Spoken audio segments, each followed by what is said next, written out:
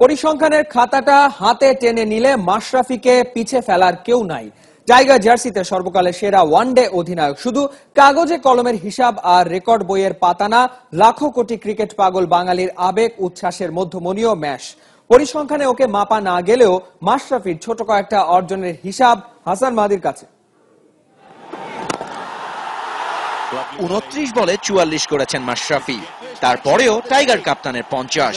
কিভাবে? বাংলাদেশের তৃতীয় ব্যাটার হিসেবে ওয়ানডেতে ছক্কার ৫০ পুরা করেছেন দ্য নড়াইল এক্সপ্রেস।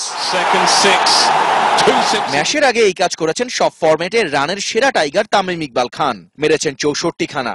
ওর চেয়ে ১১টা কম মেরে নাম্বার 2 সাদা পোশাকের টাইগার কাপ্তান মুশফিকুর রহিম। ছক্কা মারার শুরুটা ২০০৩ বিশ্বকাপে মুথিয়া মুরালীধরনকে সীমানার বাইরে উড়িয়ে।